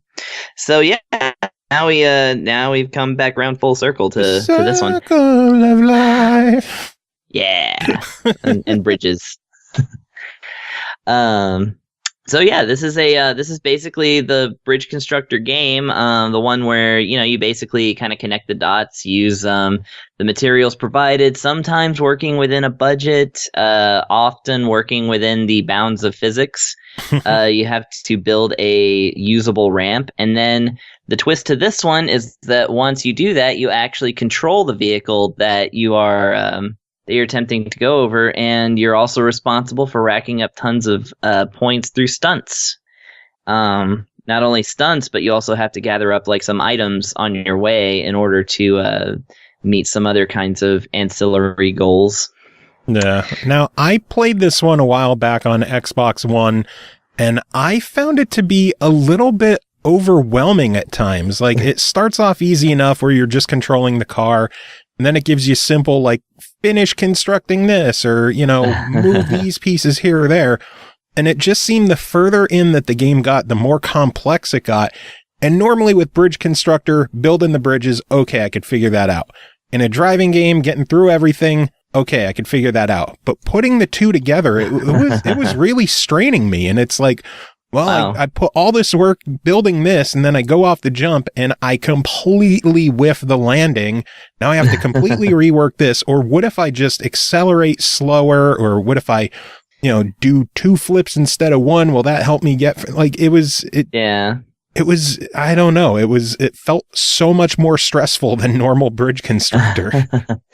Yeah, I mean, I kind of got that. Like the car that you get, the tow truck definitely felt sluggish. It actually feels more like you're driving in slow motion, and there doesn't seem to be a way to like boost yourself or anything like that. So you really do have to kind of pay attention to the physics of like momentum and velocity, rather than just pound the accelerator and go. Yeah. For instance, I had to figure out the finer points of using a backflip versus a front flip and what that does for your speed. As often, like most of what would happen is that I would commit to one flip, and then the vehicle would just keep going, and I'd end up landing like upside down. That is every single stage for me. So it does feel like more of the difficulty is in actually controlling the vehicle than building the bridges. Because the bridges, like, yeah, at first they're very like, well, this is just what you do. It's, connect the lines. We've already given you some ghost lines, so just follow those. Yeah, but just like Bridge Constructor, the further in you get, the more complex and crazy, and just some of these later stages in the game are just insane. Nice. I didn't get to the later stages, but I mean, having played through a majority of the first game, I can say that, yeah, they're very good about really sort of driving home the necessity of like kind of knowing your physics and being able to, do some pretty good guesswork or math work, I guess. I don't know. Do people do math? Is that the thing with letters? Sometimes letters, sometimes numbers. Don't know why they couldn't just do it with numbers. True. Well, speaking of numbers, for a 9 followed by 2 other 9s, what do you think of Bridge Constructor stunts? Well, it depends on where the period is and all that. After the first 9. Okay. After the first 9. Okay, so basically, if you are a fan of Bridge Constructor, if you just so happen to be one of the few and the proud, then this is a natural evolution of what you would expect from a game. Because, I mean, Bridge Constructor already has this kind of built-in learning curve. Like, adding the sort of fussy racing or fussy, like, stunt driving game in there, you know what you're getting into. So it does add that, like, kind of cool element of, like, well, now that I've done this, let's see how elaborate I can make it. So I like that aspect of it, and I would say it's worth it based on that. For anybody who's like new to the genre, I would say if you're just looking for construction, go ahead and go with the original. But this stunt driving sequence is actually pretty cool, and because you don't necessarily have to have the vehicle in one piece in order to complete a level, you can do some pretty wild stuff on your way through the level. I've definitely won stages by crossing the checkered flag as a flaming heap of rubble. And that's the way to do it, man. That is absolutely the way to do it. That's stunt driving. Personally, I'm going to give this one a try. I think the bridge building is awesome. The stunt driving is awesome. Mixing them together, just for me personally, is a bit overwhelming. I would love to see Clockstone make a straight up stunt racer game. I think that would be amazing. So many times I was playing this and hitting different jumps and different loops. I'm like, man, this could be like a spiritual successor to Uniracers. Oh, nice. Yeah. I would echo that. Yeah, sure. I would sign off on that and just add in that if you're going to make a pure stunt racing game, make it a little faster. True. Don't need to feel like we're, well, if you're using pushing the wheelbarrow. unicycles. Oh yeah, unicycles. Yeah, I mean, obviously add in unicycles and then make it Uniracers. But I'm telling you, Rockstar, they need to hold off on making Grand Theft Auto for a while and just go old school and bust out a new Uniracers game. That would be great. Oh, is that who worked on the original? Yeah, I'm pretty sure It was Rockstar before they were Rockstar, unless I'm thinking of a different game and now I just look like an asshole. But one of the two. Well, that's okay. 50-50 on that. So. Yeah, I'm not gonna Google against you on this one. Yeah, me neither. I agree. I'm just gonna go with my memory and think whatever. I'm close enough, right? Right. Close enough for everyone. I've only been doing Close this enough for 5 years. I can't remember everything. I can't remember anything. Who are you? What were we talking about? I don't know, but this seems like a good point to end the show. So thank you, Chris, for joining and chatting about the games with me. Thanks to everyone else for dropping by and handling their reviews. Chris, do you have any final words to end the show? I did, but then I forgot them.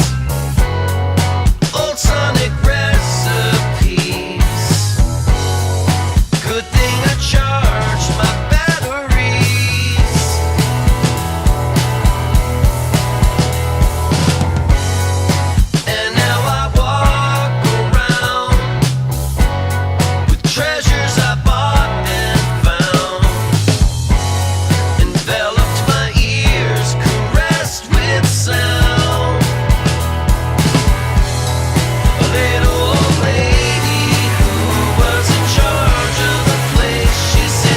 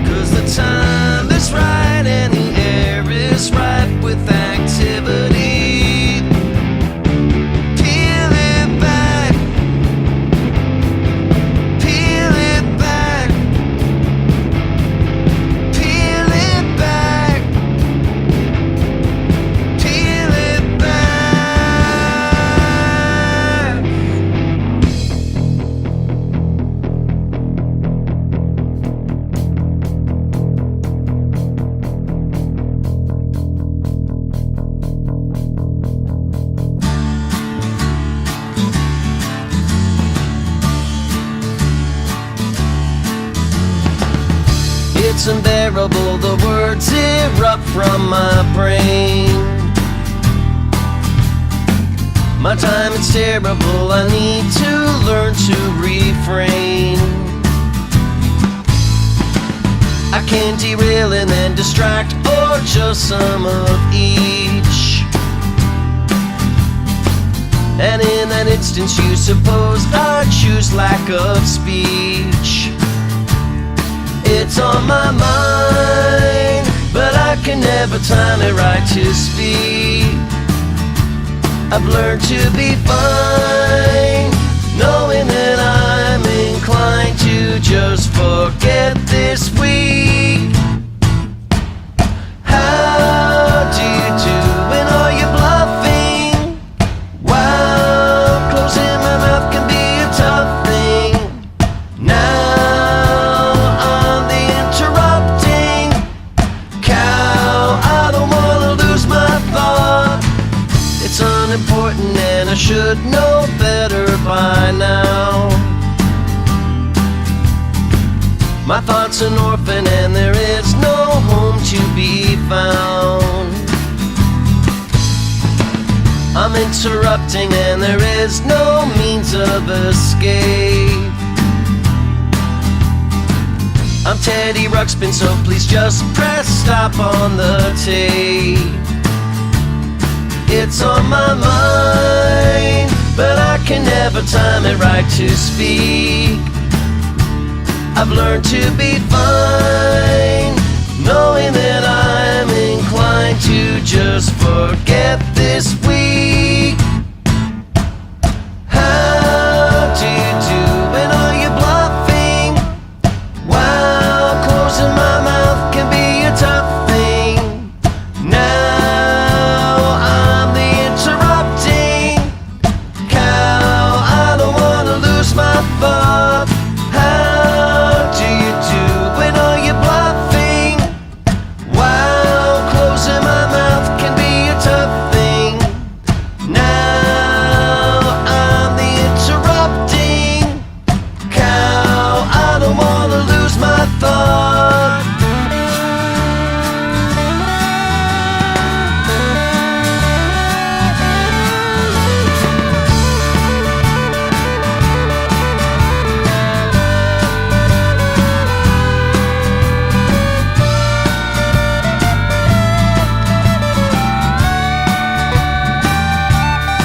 It's on my mind, but I can never time it right to speak. I've learned to be fine, knowing that I'm inclined to just forget this week. Inclined to just forget this week.